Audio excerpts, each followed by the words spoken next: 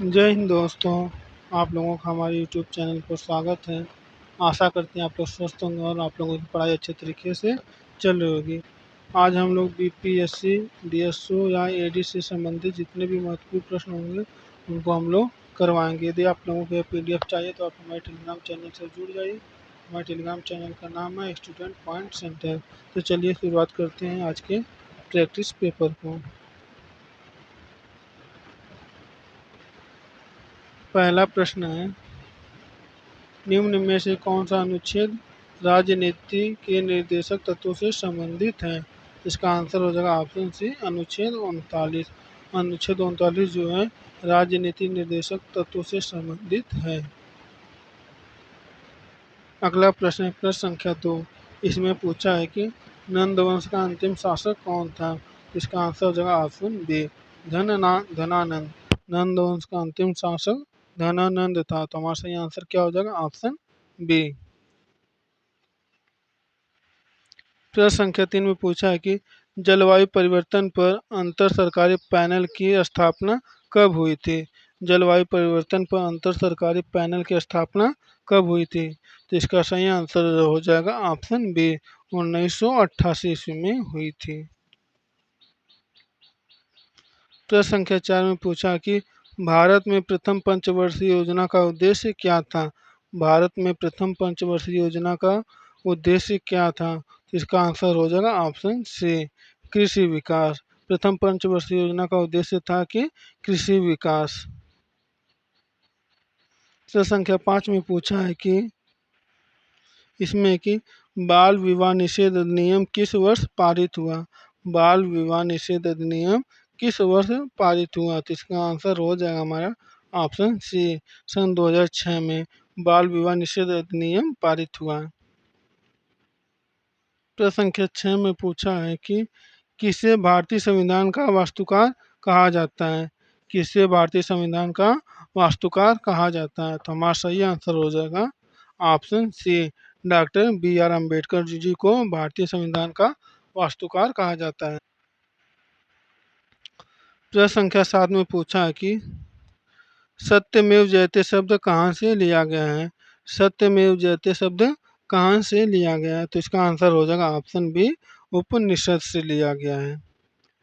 प्रश्न संख्या 8 में पूछा है कि किस मुस्लिम शासक ने तुगलकाबाद नगर की स्थापना की? किस मुस्लिम शासक ने तुगलकाबाद नगर की स्थापना की? तो इसका आंसर हो जाएगा ऑप्शन सी, गयासुद्दीन तुगलक ने। प्रश्न संख्या 9 में पूछा है कि चोल शासकों की राजधानी क्या थी? चोल शासकों की राजधानी क्या थी? तो इसका आंसर हो जाएगा ऑप्शन सी, तंजावुर। तंजावुर जो है चोल शासकों की राजधानी थी। प्रश्न संख्या 10 में पूछा है कि राज्यसभा में मनोनीत सदस्यों की अधिकतम संख्या कितनी है? राज्यसभा में मनोनीत सदस्यों की अधिकतम संख्या कितनी होती है? तो इसका सही आंसर हो जाएगा ऑप्शन बी, 12 सदस्यों की नियुक्ति होती है। अगला प्रश्न है प्रश्न संख्या 11। इसमें पूछा है कि हर घर जल मिशन किस योजना के अंतर्गत आता है? हर घर जल मिशन किस योजना के अंतर्गत आता है? इसका सही आंसर हो जाएगा ऑप्शन बी, जल जीवन मिशन के अंतर्गत आता है। प्रश्न संख्या 12 में पूछा है कि निम्नलिखित में से कौन सा पर्वत भारत में सबसे ऊंचा है? तो इसका सही आंसर हो जाएगा ऑप्शन सी, कंचनजंगा। भारत में सबसे ऊंचा पर्वत कौन है? तो कंचनजंगा पर्वत है। प्रश्न संख्या 13 में पूछा है कि भारतीय संविधान में कुल कितनी अनुसूचियां हैं? भारतीय संविधान में कुल कितनी अनुसूचियां हैं? तो इसका सही आंसर हो जाएगा ऑप्शन सी, कुल 12 अनुसूची हैं। भारतीय संविधान में कुल कितनी अनुसूची हैं? तो भारतीय संविधान में कुल 12 अनुसूची हैं। प्रश्न संख्या 14 में पूछा है कि बिहार के कौन से जिले में विक्रमशिला विश्वविद्यालय स्थित था? बिहार के कौन से जिले में विक्रमशिला विश्वविद्यालय स्थित था? तो इसका आंसर हो जाएगा ऑप्शन बी, भागलपुर में। भागलपुर में विक्रमशिला विश्वविद्यालय स्थित था। अगला प्रश्न है प्रश्न संख्या 15। प्रश्न संख्या 15 में पूछा है कि भारत में शिक्षा किस सूची का विषय है? भारत में शिक्षा किस सूची का विषय है? तो इसका सही आंसर हो जाएगा ऑप्शन सी, समवर्ती सूची का। भारत में जो शिक्षा है समवर्ती सूची का विषय है। प्रश्न संख्या 16 में पूछा है कि मानव विकास सूचकांक कौन जारी करता है? तो इसका सही आंसर हो जाएगा ऑप्शन सी, यूएनडीपी करता है। मानव विकास सूचकांक के कौन जारी करता है? तो इसका आंसर हो जाएगा यूएनडीपी।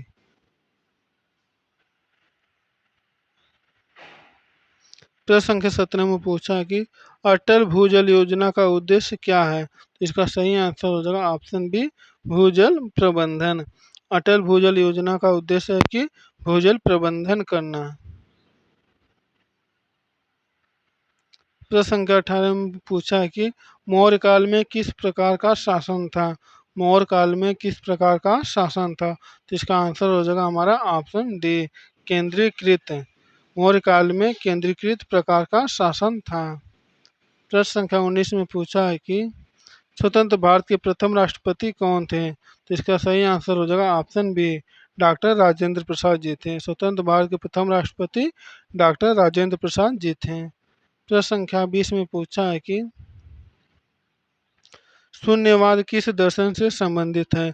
शून्यवाद किस दर्शन से संबंधित है? इसका सही आंसर हो जाएगा ऑप्शन सी, बौद्ध धर्म से। शून्यवाद जो है बौद्ध दर्शन से संबंधित है। प्रश्न संख्या 21 में पूछा है कि किस संविधान संशोधन द्वारा पंचायतों को संवैधानिक दर्जा मिला? किस संविधान संशोधन के द्वारा पंचायतों को संवैधानिक दर्जा मिला? तो इसका सही आंसर हो जाएगा ऑप्शन सी, 73वां संविधान संशोधन। प्रश्न संख्या 22 में पूछा है कि भारत के किस राज्य में सर्वाधिक खनिज पाए जाते हैं? तो इसका सही आंसर हो जाएगा ऑप्शन ए, झारखंड में। भारत के झारखंड राज्य में सर्वाधिक खनिज पाए जाते हैं। अगला प्रश्न है प्रश्न संख्या 23। इसमें पूछा है कि बौद्ध धर्म में अष्टांगिक मार्ग का क्या तात्पर्य है? बौद्ध धर्म में अष्टांगिक मार्ग का क्या तात्पर्य है? तो इसका सही आंसर हो जाएगा ऑप्शन बी, 8 सिद्धांत। प्रश्न संख्या 24 में पूछा है कि प्लासी का युद्ध कब हुआ था? तो इसका सही आंसर हो जाएगा ऑप्शन ए, 1757 ईस्वी में। प्लासी का युद्ध सन 1757 ईस्वी में लड़ा गया था। प्रश्न संख्या 25 में पूछा है कि बिहार विधान परिषद को किस नाम से भी जाना जाता है? बिहार विधान परिषद को किस नाम से भी जाना जाता है? इसका सही आंसर हो जाएगा ऑप्शन बी, उच्च सदन। बिहार विधान परिषद को उच्च सदन के नाम से भी जाना जाता है। अगला प्रश्न है प्रश्न संख्या 26। इसमें पूछा है कि विश्व पृथ्वी दिवस कब मनाया जाता है? विश्व पृथ्वी दिवस कब मनाया जाता है? तो इसका सही आंसर हो जाएगा ऑप्शन बी, 22 अप्रैल को। प्रत्येक वर्ष 22 अप्रैल को पृथ्वी दिवस के रूप में मनाया जाता है। प्रश्न संख्या 27 में पूछा है कि गुप्त वंश की स्थापना किसने की थी? गुप्त वंश की स्थापना किसने की थी? तो इसका सही आंसर हो जाएगा ऑप्शन बी, चंद्रगुप्त प्रथम ने। चंद्रगुप्त प्रथम ने गुप्त वंश की स्थापना की थी। प्रश्न संख्या 28 में पूछा है कि किसे बिहार केसरी के नाम से जाना जाता है? किसे बिहार केसरी के नाम से जाना जाता है? तो इसका सही आंसर हो जाएगा ऑप्शन ए, श्री कृष्ण सिंह जी को बिहार केसरी नाम से जाना जाता है। बिहार श्री कृष्ण जी को बिहार केसरी के नाम से जाना जाता है। तो हमारा सही आंसर क्या हो जाएगा? Option A, Shri Krishna Singh. प्रश्न संख्या 29 में पूछा है कि गांधी इरविन समझौता कब हुआ था?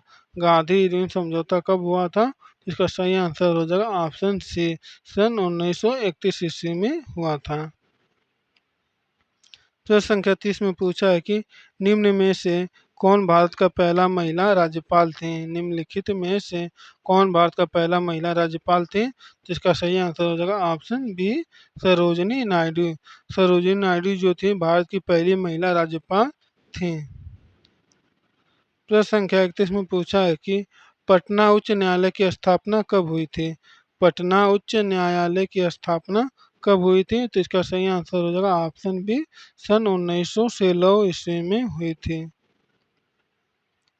प्रश्न संख्या 32 में पूछा है कि निम्न में से कौन सी योजना प्रत्यक्ष रूप से ग्रामीण बेरोजगारी उन्मूलन से संबंधित है। तो हमारा इसका सही आंसर हो जाएगा ऑप्शन बी, मनरेगा। तो हमारा सही आंसर हो जाएगा ऑप्शन बी, मनरेगा मनरेगा। प्रश्न संख्या 33 में पूछा है कि किस मुगल शासक ने तानसेन को अपने दरबार में स्थान दिया। किस मुगल शासक ने तानसेन को अपने दरबार में स्थान दिया। तो इसका सही आंसर हो जाएगा ऑप्शन सी, अकबर ने। अकबर ने अपने दरबार में तानसेन को स्थान दिया। अगला प्रश्न है प्रश्न संख्या 34। प्रश्न संख्या 34 में पूछा है कि बिहार की आधिकारिक भाषा कौन सी है। तो हमारा इसका सही आंसर हो जाएगा ऑप्शन बी, हिंदी। बिहार की आधिकारिक भाषा कौन है, तो हिंदी है। प्रश्न संख्या 35 में पूछा है कि मानवाधिकार संरक्षण अधिनियम किस वर्ष पारित हुआ था। मानवाधिकार संरक्षण अधिनियम किस वर्ष पारित हुआ था। इसका सही आंसर हो जाएगा ऑप्शन बी, 1993 ईस्वी में हुआ था। प्रश्न संख्या 36 में पूछा है कि नालंदा विश्वविद्यालय का नवनिर्माण किस देश के सहयोग से हुआ था। नालंदा विश्वविद्यालय का नवनिर्माण किस देश के सहयोग से हुआ था। इसका सही आंसर हो जाएगा हमारा ऑप्शन सी, सिंगापुर के सहयोग से। प्रश्न संख्या 37 में पूछा है कि ऑपरेशन ग्रीन योजना किससे संबंधित है। ऑपरेशन ग्रीन योजना किससे संबंधित है।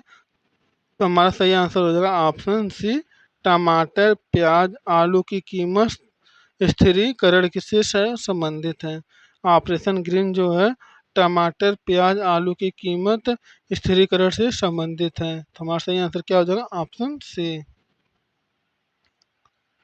प्रश्न संख्या 38 में पूछा है कि भारतीय संविधान की प्रस्तावना में धर्मनिरपेक्ष शब्द किस संशोधन से जोड़ा गया है। भारतीय संविधान की प्रस्तावना में धर्मनिरपेक्ष शब्द किस संशोधन से जोड़ा गया है। तो हमारा सही आंसर हो जाएगा ऑप्शन ए, 42वें संविधान संशोधन द्वारा जोड़ा गया है। प्रश्न संख्या 39 में पूछा है कि दीनदयाल उपाध्याय ग्राम ज्योति योजना का उद्देश्य क्या है। दीनदयाल उपाध्याय ग्राम ज्योति योजना का उद्देश्य क्या है। तो हमारा सही आंसर हो जाएगा इसका ऑप्शन सी, बिजली आपूर्ति करना। प्रश्न संख्या 40 में पूछा है कि महात्मा बुद्ध को ज्ञान की प्राप्ति कहाँ हुई थी। महात्मा बुद्ध को ज्ञान की प्राप्ति कहाँ हुई थी। तो इसका सही आंसर हो जाएगा ऑप्शन सी, बोध गया में हुआ था। प्रश्न संख्या 41 में पूछा है कि निम्नलिखित में से कौन भारतीय राष्ट्रीय आंदोलन का हिस्सा नहीं था। निम्नलिखित में से कौन भारतीय राष्ट्रीय आंदोलन का हिस्सा नहीं था। तो हमारा सही आंसर हो जाएगा ऑप्शन डी, सती प्रथा आंदोलन। प्रश्न संख्या 42 में पूछा है कि चंपारण सत्याग्रह में गांधी जी के सहयोगी कौन थे। चंपारण सत्याग्रह में गांधी जी के सहयोगी कौन थे। तो हमारा सही आंसर हो जाएगा ऑप्शन ए, राजकुमार शुक्ल थे। चंपारण सत्याग्रह में गांधी जी के सहयोगी राजकुमार शुक्ल जी थे। अगला प्रश्न है प्रश्न संख्या 43। इसमें पूछा है कि किस अधिनियम के अंतर्गत भारत में पहली बार द्वैध शासन व्यवस्था लागू की गई थी। किस अधिनियम के अंतर्गत भारत में पहली बार द्वैध शासन व्यवस्था लागू की गई थी। हमारा सही आंसर हो जाएगा ऑप्शन बी, 1919 ईस्वी में।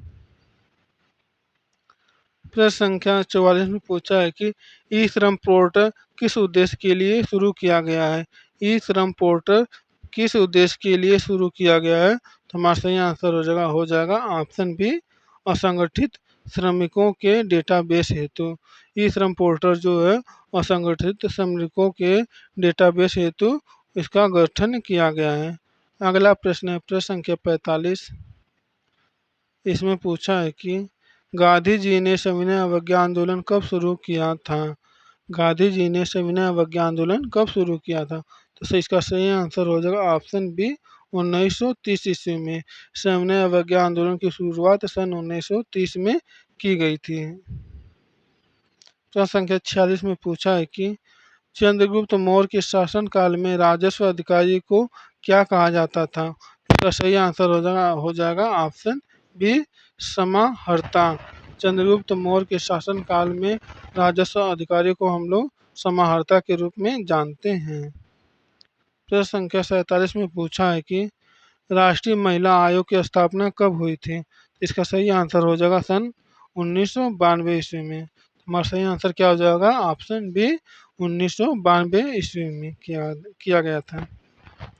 प्रश्न संख्या 49 में पूछा है कि बिहार का राजकीय पशु कौन है? तो इसका सही आंसर हो जाएगा option C Ganga dolphin. Ganga dolphin जो है बिहार का राजकीय पशु है। प्रश्न संख्या 49 में पूछा है कि भारत छोड़ो आंदोलन की शुरुआत कब हुई थी? भारत छोड़ो आंदोलन की शुरुआत कब हुई थी? इसका सही आंसर हो जाएगा ऑप्शन बी 1942 ईस्वी में। प्रश्न संख्या 50 ये आज का हमारा आखिरी प्रश्न है। इसमें पूछा है कि भारतीय संविधान के किस भाग में मूल अधिकारियों का वर्णन किया गया है? भारतीय संविधान के किस भाग में मूल अधिकारों का वर्णन किया गया है? तो हमारा इसका सही आंसर हो जाएगा ऑप्शन बी भाग 3 में। संविधान के भाग 3 में मूल अधिकारों का वर्णन किया गया है। तो दोस्तों आज के लिए इतना ही। बाकी की वीडियो पढ़ने के लिए आप हमारे चैनल को सब्सक्राइब कीजिए, वीडियो को लाइक कीजिए और वीडियो को ज़्यादा से ज़्यादा शेयर कीजिए।